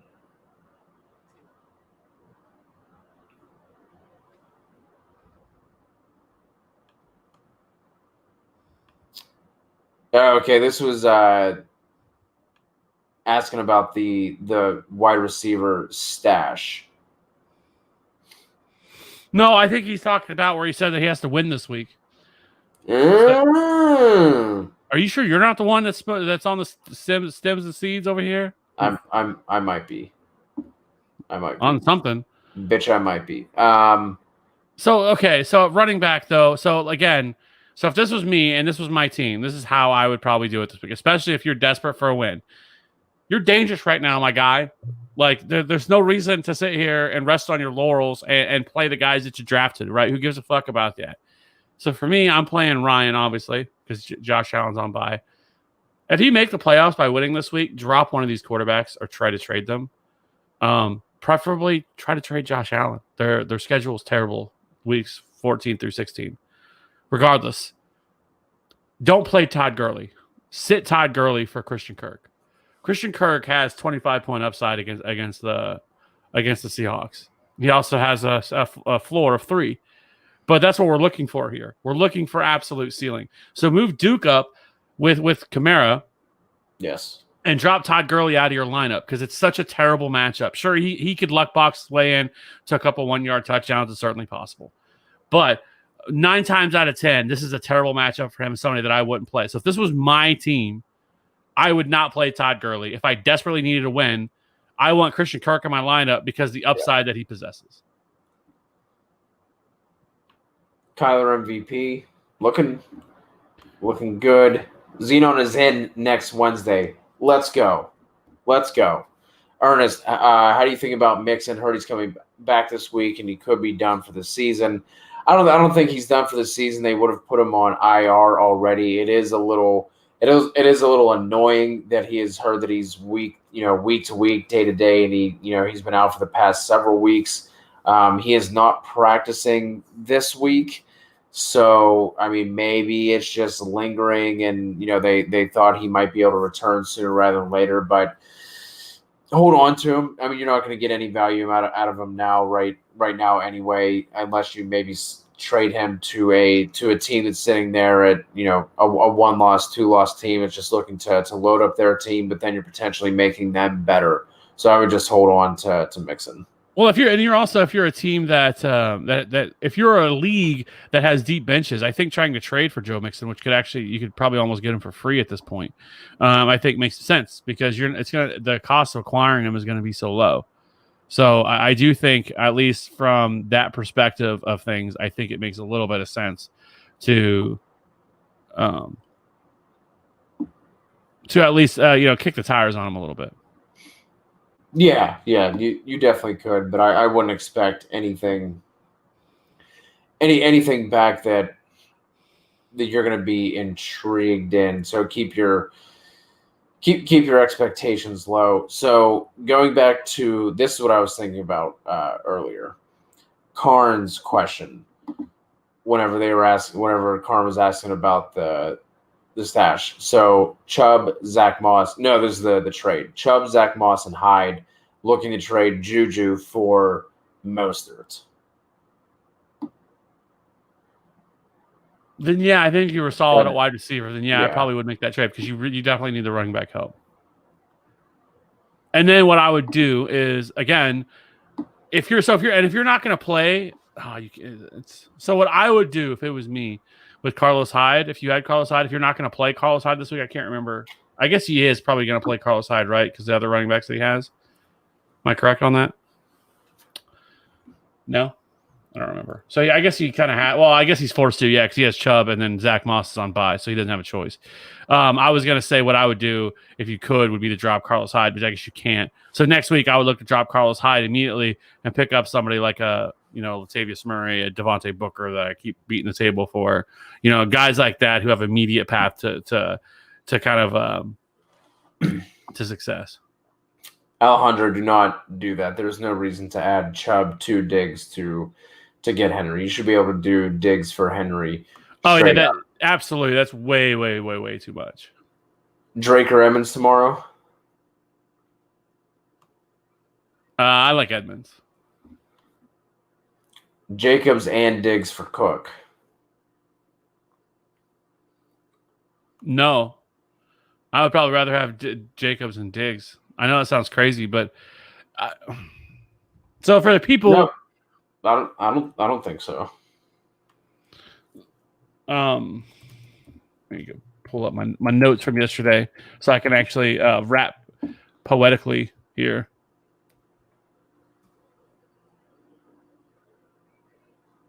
Kevin hates Dalvin Cook is basically what the really it is what it is. Kev wrote out like a 5-page novel, and the cliff notes are, I hate Dalvin Cook. Yeah, I actually think that that Alexander Madison is actually better than he is. He's one of those assholes. And I'm just tilting because they keep giving this bum Dalvin Cook so many Alexander Madison would have 300 yards of rushing whenever Dalvin Cook is getting 200. Oh, he'd have like 1,000 by now. Dalvin Cook almost does have 1,000 yards rushing, by the way. I think he's at like 950. Just 2,000. Bonker. I don't know if you heard me or not, but I was on 100. All right, now I got it. Okay, Let's go. I mean, just working the internet here. You know, it's my first time. But so the last 3 weeks of the season is the Bucks, the Bears, and the Saints. If you could tell me a worse, maybe the only matchup that you could possibly put in there that might be worse would be putting the Steelers in there with them. Other than that, getting the Bucks, the Bears, and the Saints the last 3 weeks of the season is the stone cold worst that you could possibly ask for. Now, like I said in the video, if you guys haven't watched it, listen, I'm not saying to run out there and do whatever you can to move him because I'm not saying to do that. But his value is so fucking high, you could get a king's ransom for Dalvin Cook. Right. And the schedule is bad. Now, he is still going to see 20 to 25 touches in these games. Right. But you look, they just played the Bears. Right. And he had like 14, which for most running backs, it's not terrible. But for him, it's not, that's not what we're kind of probably what you're hoping for either. He was good enough to get you by. And what got him through was Akeem Hicks leaving the game there late in the game, because before he was out, like he was doing nothing in that game. And once he came out is whatever, they started to get a little better. But my point is that with this schedule, like it's going to be hard to trust him. And if you can get anything for him, like depending on what you could get for him, it would be the deciding factor on if I wanted to move him or not. But he's likely still going to see 20 to 25 touches, which that's why I'm not just running out there to look to move him no matter what. So kind of spinning off that, how much do the playoff schedule matter for those top 10 running backs? Well, I guess we're not going to go watch the video, so I guess I'll bring up the notes. I think Andrew just talking in general, not wanting to know the playoff schedules for the top 10 running backs. I mean, with the guys who are in the top 10, somebody like Dalvin Cook who just has an awful schedule, you could look to trade away if you are getting that full value back. Do not take a decrease in value just because Dalvin Cook has a bad schedule. For those top 10 running backs, they're going to be in the top 10 because they're getting volume, and volume is what we want to chase, no matter if it's running back, tight end, wide receiver. So the ones that are in the top 10 position, you're not going to sit Dalvin Cook in the playoffs if you keep him on your team or if you go out and trade for him. You're not going to sit Dalvin for somebody like a Duke Johnson. You're not going to do that. So how much does it matter when it comes time to make your start sit, your lineup decisions? Not all that much, because you're not going to be – you're typically, unless you're our guy earlier who's going after Chubb, Mixon, or who was it? Chubb, Henry, and Cook. You're typically not going to be making decisions like that. So when it comes to those top 10, you're gonna play them. You're like, unless you're in a massive hole for whatever reason, after Thursday night or Sunday night, whatever, then you might want to try and get crazy. But other than that, I wouldn't be making any cute decisions during the playoffs with my top 10 running backs. Yeah, I mean, you're likely playing them, but there is a scenario where that a guy like that could bust off an 80-yard touchdown and have a great game, even if they are playing a great run defense. Like, variance happens, things like that do happen, but it's just you should just expect a lower ceiling for him, I guess, or for running backs in that straight. I will just say this: if you haven't went and watched it, the running backs with the best schedule during the fantasy playoffs are Derrick Henry, who gets Jacksonville, Detroit, and Green Bay; Aaron Jones, who gets Detroit, Carolina, Tennessee. David Montgomery is gross because the offense has been so bad. But it is really, really hard to deny how good that schedule is. And David Montgomery, again, is a guy you could get for dirt cheap right now. And I think that somebody that provides solid depth for you if you have an injury, especially with the way injuries, God forbid, COVID, one of these guys get COVID, especially. Dalvin Cook could get COVID and be out for 2 weeks during the fantasy playoffs. I mean, it's certainly in the range of outcome. Like, that's why hoarding these backup running backs that are on the waiver right now, the ones that matter, is what I would definitely be looking to do. Like, my whole entire bench basically is all running backs right now. I think I have 2 wide receivers on my bench in my home league. But anyways, Aaron Jones gets at Detroit, Carolina, Tennessee. I mentioned Dave Montgomery gets Houston, which is terrible, at Minnesota and Jacksonville, which is, you couldn't ask for a better playoff schedule than that. He's still carrying most of the workload. I don't think once he comes back that Lamar Miller or Cordell Patterson is going to take that role from him. He's going to come right back. He should be good after this bye week. So I do think Dave Montgomery makes some sense as a buy low. DeAndre Swift, Green Bay at Tennessee. That week 16 matchup against Tampa Bay is not ideal, but he is utilized in the passing game. So he makes a little bit of sense there. The Bucks get Ronald Jones, or get Minnesota at Atlanta and at Detroit. So that is also a really solid playoff schedule for them. And then the Dolphins get Kansas City at New England and at Las Vegas. Kansas City's been terrible against the run. We've talked about that. New England has been middle of the road, and then the Raiders have not been very good against the run. So again, trying to acquire somebody like Myles Gaskin does make a little bit of sense. And then just really quickly, the moderate guys are Miles Sanders, who gets New Orleans the first week, which is terrible. But then they get Arizona and Dallas, which are 2 solid matchups in week 15 and 16. Joe Mixon gets Dallas, or I guess to say Gio Bernard, depending on how that plays out, gets Dallas. Pittsburgh, terrible matchup at Houston. Antonio Gibson gets at San Francisco, terrible matchup. Seattle, Carolina. And then Austin Eckler, Atlanta, at the Raiders, at Denver. Great matchup. Austin Eckler, somebody that should be back soon. Josh Jacobs, Indy, Chargers, Miami. And then to wrap that up, you get San Francisco, whatever the running backs are going to be there. Washington, at Dallas, at Arizona. And boom, goes the dynamite. As cool as the other side of the pillow. He can't buy a jumper. All right, Blue Crew. Good to see you. Drop the chip.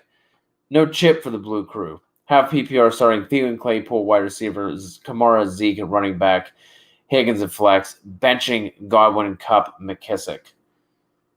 Would you think about going Godwin over Thielen or Claypool?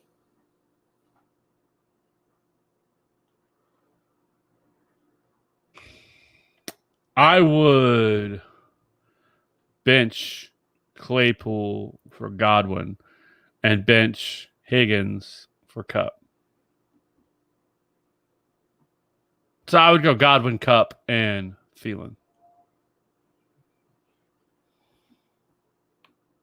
Yeah, I like that. With Kupp playing in the slot against Tampa Bay, that matchup bodes well for him.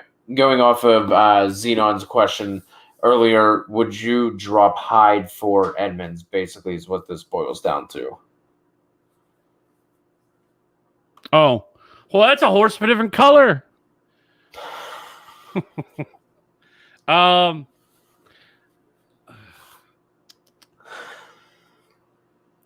I think rest of the season I'd rather, because he's not going to be. Yes, you should drop Hyde for Chase Edmonds right now anyway. Yes, because Chase Edmonds on a weekly basis is a solid running back 3. But for this week, I think I would still lean Christian Kirk, just because you need the upside. Yes, you need the upside. Alejandro 5-5 team.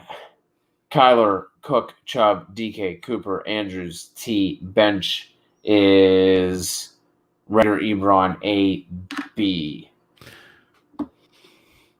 One, I think you can drop Eric Ebron. But other than that does not look like a 5-5 team. That looks like a lot of. That's actually impressive. Well, so if you think about it, though, depending on what he had at running back, he didn't. He just got Chubb back, so he was missing Chubb for quite a while. Yeah. Just in general. Yeah, and then Cooper fell off. But yeah, no, I agree. I mean, with especially Kyler. Kyler's been carrying people. So going off of the playoff vibe that we're talking about, Wilson for Lamar to get ready for the playoffs. We talked about Lamar having that really nice schedule on the buy sell video, which if you haven't seen, go and watch it. What do you think here, Kev? Wilson for Lamar? If I'm trading Russell Wilson at this point, which is so tough because Russell Wilson is Outside coming the off his past 2 2 worst weeks, games of the yeah. season. But I think you could, but I would actually try to get more. So yes, you can. I wouldn't. So you don't have to run out and try to trade Russell Wilson. Okay, let's put it that way. Yes, his fantasy playoff schedule is not very good. Lamar's is a dream. Lamar gets at Cleveland, at Jacksonville, and the Giants, where Russ gets. I just passed it, didn't I? Oh yeah. No, where did I don't know. Anyway, Russ isn't great either, but I still think you can get more out of Russ than that. And if somebody doesn't want to give you more for it, then just hold Russ because it's not a situation where you have to move him. Well, Lito, that is a trade I would like to make, but Kevin actually has a no trade clause. While Lito, I'm not sure if you know this or not, but I run this bitch. This is my shit. Okay, so no one's kicking me out of here. And Walito, that's strike 1. You don't want to see what happens when you get strike 2. You get strike 2, banned, just blocked. Right, the horse guy. Would you rather start Thielen versus Dallas or Harris versus that awful Houston run D in a standard format?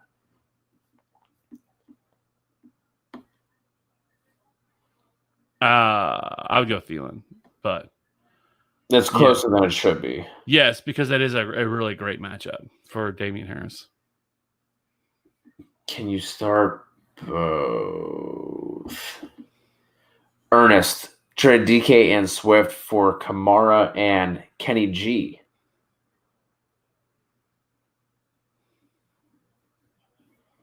That's a W. Yeah. Ryan or Brady this week. That is Brady. Ryan. Sorry. Ryan. Yeah. I don't know about. I mean, I think he could. I think that he's at the very bare minimum, probably in a low end RB1. With Herbert, especially their schedule is fantastic. Atlanta at the Raiders and Denver to close out. Like it is really good for Austin Eckler. This offense is markedly better. Is markedly better than what they were whenever he was there. So I mean, I think Austin Eckler is a fantastic spot. So that's why again I think he's somebody that you could probably buy low on right now. Jimmy Graham and Mixon for Jonnu and Monty from Fabian. I wish I knew if Joe Mixon was going to be back, but yeah, I don't think it's terrible though. So this is where we're at with Joe Mixon. Oh my God.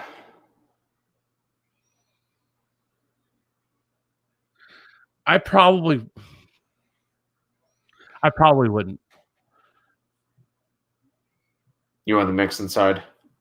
Probably, but it's super close. I would probably try to monitor as much as I can see if we get any more information about Mixon. Yeah. It's been so weird the past couple of weeks with him. Electricity Man wants to know Balaj or Clyde? Clyde. Cup or AJ Brown?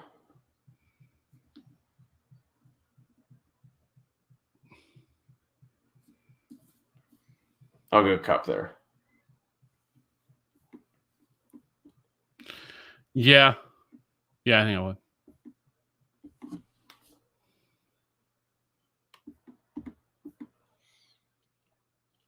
We need a waiver pick for 33 and me. Burkhead, Wilkins, Collins, Ahmed, or Breida.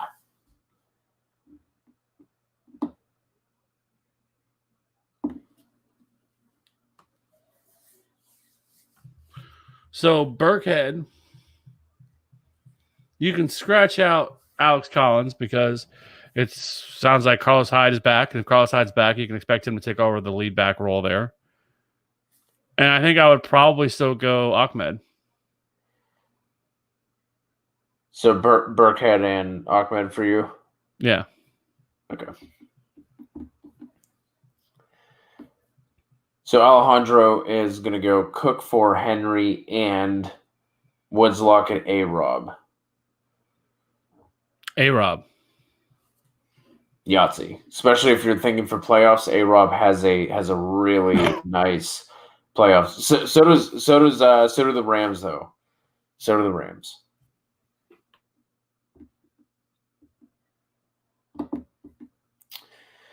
Trade Eckler, MT, Ayuk, Gaskin.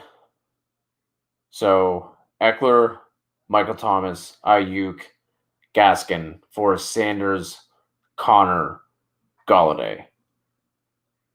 Other running backs are only Mostert and McKissick. Other wide receivers, Tyreek, Evans, A.B. Lazard. Yes, all day for Miles Sanders, yes. Demo man just out here flexing with the running backs. Would you trade any of CMC, Davis, Eckler, Swift, Jacobs, Well, I mean, if you're going for Kelsey, P. Ryan and Moss aren't going to factor into the equation. So we're looking at CMC, Eckler, Swift, Jacobs. So if it was me, I think you could probably it's going to be tough.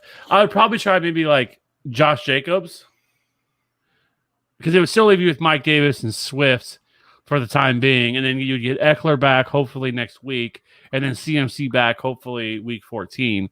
So do you think Jacobs gets it done straight up? Possibly. It just really depends on what the other guy has. I don't know. If the other guy is hurting at running back and he's a running back, you could even probably throw in Zach Moss, like we've talked about. The Zach Moss has the Bills just have a really bad playoff schedule. And so I think you could include Zach Moss in that as well as kind of a kicker. So the Bills get Pittsburgh week 14, and then add Denver, and then at New England. It's just not a great fantasy schedule that they have, and so especially for running backs. So yeah, I think you could start with that, Jacobs and Moss. I mean, that should be enough for a tight end.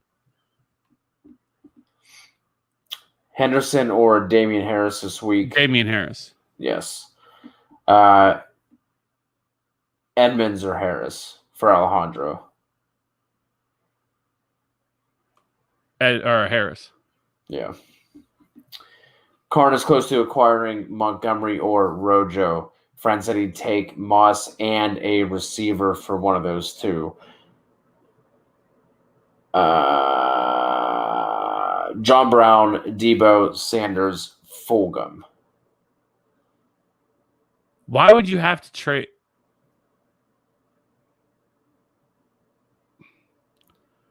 I mean, if I'm doing it, I would do Moss and John Brown. Because like we mentioned, I mean, David Montgomery hasn't been fantastic, but the schedule is so good. And he's still involved. He's still with the. Yeah, that's the way I would go. I'm definitely not including. Well, wait, who's the Sanders? Is that Emmanuel Sanders? I'm assuming, yeah, because Moss and a receiver. Oh, well, then never mind. I would be Emmanuel Sanders and Moss. All right. It's like, man, you've done a full 360 on Manny Sanders. Yes. Moss and Sanders, and I would do that for either Montgomery or Rojo. It is definitely worth letting Moss go. Definitely worth it. Yeah. He's got a play this week. He returned to practice, so he should.